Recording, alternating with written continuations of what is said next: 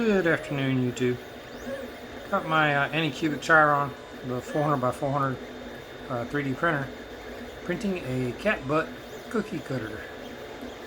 And I thought it was kind of funny. It's now printing the walls, going up to cut the cookie out, and the little X in the center, they're the cat butt.